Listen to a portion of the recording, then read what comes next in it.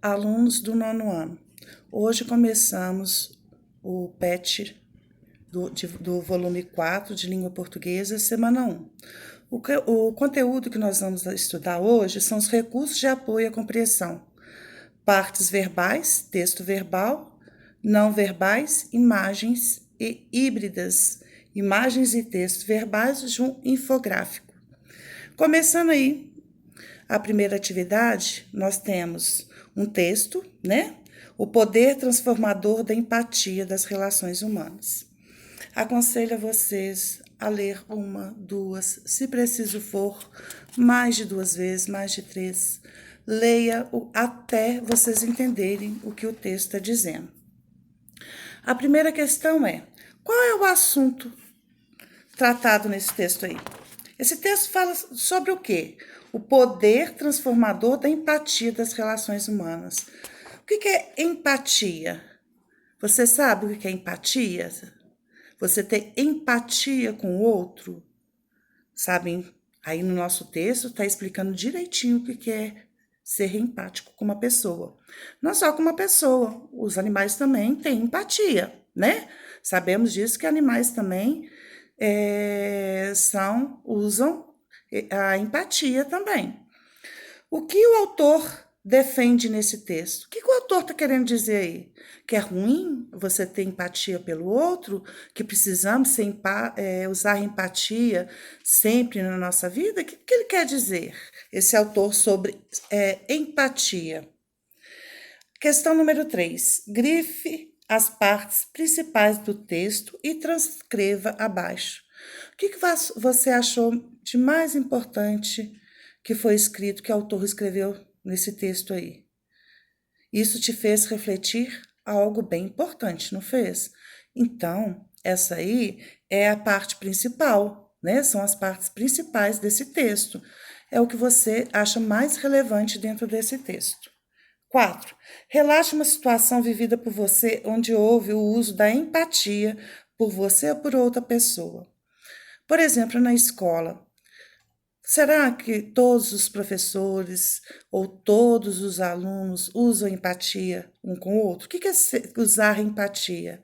É se colocar no lugar do outro, né? O que a gente não deseja para a gente não quer que o outro receba também, né?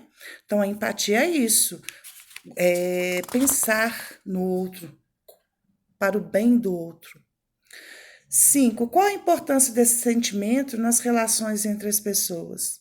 Não é tão bom a gente ser carinhoso, agradável, solícito com as pessoas? Então, empatia também é isso.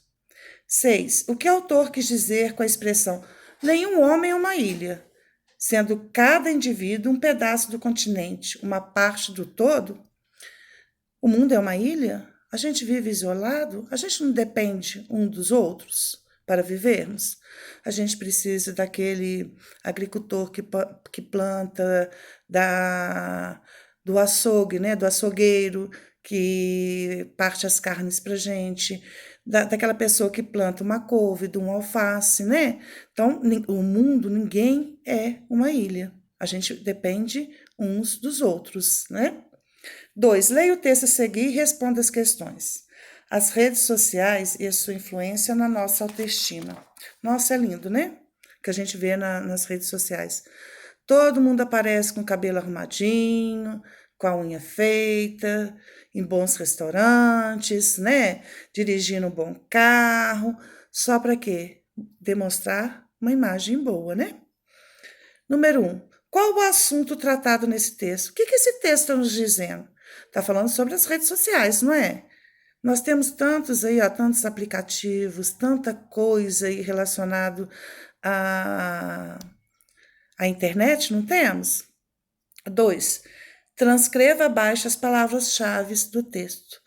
Palavra-chave. O que é palavra-chave? É aquela palavra que traz ênfase, que dá aquele tchan no texto, que sem ela o texto não ia ter sentido. Então, é a palavra principal, é a palavra que nos remete a pensar em outras coisas no decorrer do texto, tá bom? 3. Classifique os trechos abaixo, informações principais. E P, I de informação, P de principal. E informações secundárias, IS, I informação, S secundária. Facebook, Twitter, Instagram e outras redes são ferramentas interessantes. Essa informação aí, essa frase, é uma informação principal ou uma informação secundária? O que você acha?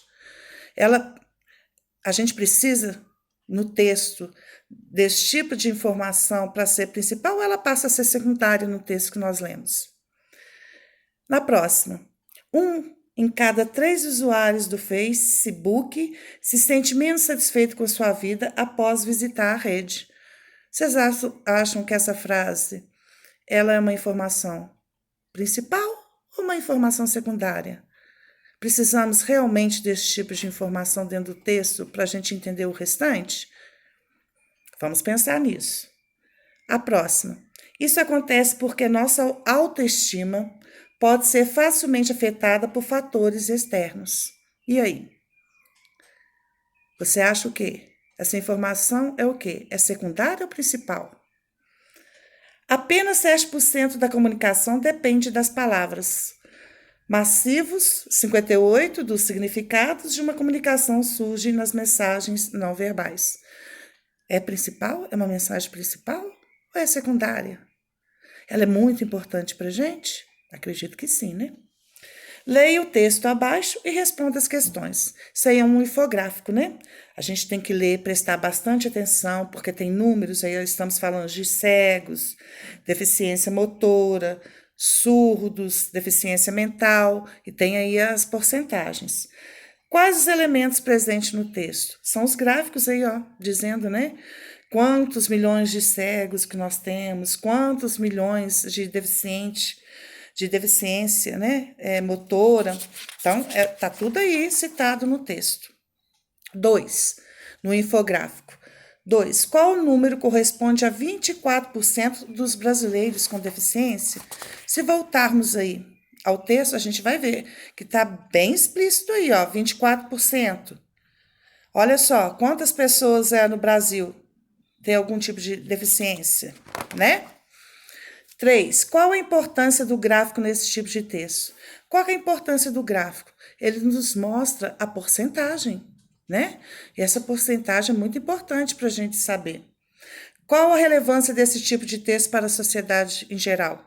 Muito importante.